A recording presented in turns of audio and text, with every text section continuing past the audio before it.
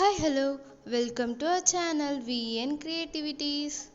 இன்றைக்கி நம்ம சேனலில் எதை பற்றி பார்க்க போகிறோம்னா, எப்பயுமே நம்ம வீட்டுக்கு பரோட்டா பார்சல் வாங்கிட்டு வருவோம். அப்படி வாங்கிட்டு வரும்போது ஒரு சில டைம் அது மீதி ஆயிரும். அப்படி மீதியாகிற பரோட்டாவை ஈஸியாக வீட்டில் இருக்க பொருள் வச்சு எப்படி கீமா பரோட்டா பண்ணலாம் அப்படிங்கிறது தான் இதில் பார்க்க போகிறோம். இதை மட்டும் ஒரு தடவை நீங்கள் செஞ்சு பாருங்கள். இனிமேல் கடையில் அதிக காசு கொடுத்து கீமா பரோட்டா நீங்கள் வாங்கவே மாட்டீங்க.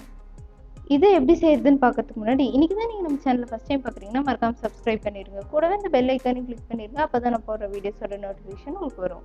இதுக்கு ஃபஸ்ட்டு ஒரு பெரிய வெங்காயம் ஒரு தக்காளியை கட் பண்ணி வச்சுக்கோங்க. கூடவே கருவேப்பிலை எடுத்துக்கோங்க. அடுத்ததாக ஒரு வடை சட்டி எடுத்து அதில் கொஞ்சமாக எண்ணெய் விடுங்க. எண்ணெய் நல்லா காய்ஞ்சது அதில் கடுகு உளுத்தம் பருப்பு போட்டுங்க. அடுத்ததாக நம்ம கட் பண்ணி வச்சுருக்க பெரிய வெங்காயம் அந்த கருவேப்பிலை இது ரெண்டையும் சேர்த்து இதில் நல்லா வதக்கிடலாம். இந்த டிஷ்க்கு வெங்காயம் நிறைய போட்டால் தான் நல்லாயிருக்கும். ஸோ நம்ம 1லேருந்து 1.5 பெரிய வெங்காயம் தாராளமாக போட்டுக்கலாம். இந்த வெங்காயம் ரொம்ப வதங்கணும்னு அவசியம் இல்லை. நம்ம பரோட்டா சாப்பிடும்போது இது நறுக்குன்னு கடிப்படுற அளவுக்கு இருந்தால் போதும். அந்தளவுக்கு மட்டும் இதை வதக்குங்க. அடுத்ததான் நம்ம கட் பண்ணி வச்சுருக்க தக்காளி இதோடு சேர்த்துடலாம். இப்போ இந்த தக்காளி அந்த வெங்காயத்தோடு சேர்த்து அதை நல்லா வதக்குங்க. தக்காளி ரொம்ப பெருசாக இல்லாமல் ரொம்ப சின்னதாக இல்லாமல் மீடியம் சைஸில் கட் பண்ணுங்கள். அடுத்ததாக இந்த தக்காளி வதங்கிறதுக்கு தேவையான அளவு உப்பு சேர்த்துக்கலாம். அடுத்ததாக ஒரு 1/4 டீஸ்பூன் மஞ்சள் தூள் அண்ட் 1/2 டீஸ்பூன் மிளகாய்த்தூள் சேர்த்துடலாம். இப்போ இதை நல்லா மிக்ஸ் பண்ணி விடுங்க.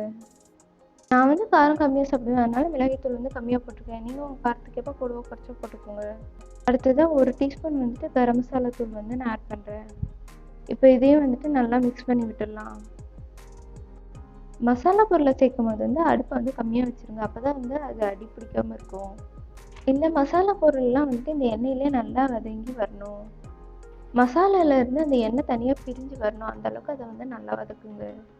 இப்போ மசாலா நல்லா வதங்கிச்சு. இப்போ இது கூடவே கொஞ்சமாக 1/4 டம்ளர் தண்ணி ஆட் பண்ணலாம். அடுத்ததான் நான் மீதியான ஒரு 4 பரோட்டா எடுத்து வச்சுருக்கேன். அது இப்போ நல்லா பிச்சு போட்டுடலாம். இப்போ தண்ணி நல்லா கொதிக்க ஆரம்பிச்சிச்சு. இந்த ஸ்டேஜில் நம்ம பரோட்டாவை ஆட் பண்ணிடலாம். இப்போ இந்த பரோட்டா நல்லா மிக்ஸ் பண்ணி விடுங்க. நீங்கள் பரோட்டா போடுறதுக்கு முன்னாடி லைட்டாக அந்த தண்ணியில் உப்பு காரம்லாம் கரெக்டாக இருக்கான்னு செக் பண்ணிடுங்க. தண்ணி ரொம்ப கம்மியாக ஒரு 1/4 டம்ளர் மட்டும் ஊற்றுங்க. அதிகமாக ஊற்றுனீங்கன்னா அது டேஸ்டே இல்லாத மாதிரி ஆயிடும். அந்த மசாலா பொருள்லாம் வேகிறதுக்கு தேவையான அளவு மட்டும் நம்ம தண்ணி ஊற்றினா போதும். இந்த பரோட்டா மிக்ஸ் பண்ணும்போது இடையில அதை நல்லா குத்தி விட்டு மிக்ஸ் பண்ணுங்கள். அப்போ தான் அந்த பரோட்டா அந்த மசாலாவில் நல்லா ஊறி வரும். அடுத்ததாக நான் கொஞ்சமாக சால்னா எடுத்து வச்சுருக்கேன். அதை இதோட ஆட் பண்ணிடலாம்.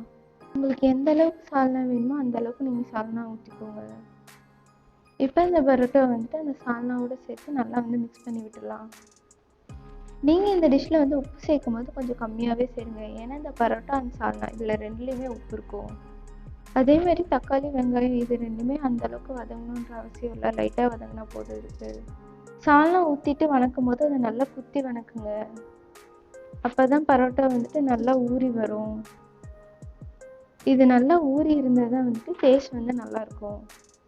உங்களுக்கு எந்த அளவுக்கு இந்த கீமா பரோட்டா கொலன்னு இருக்கணுமோ அந்த அளவுக்கு சால்னா ஊற்றி அதை நல்லா வதக்கிடுங்க.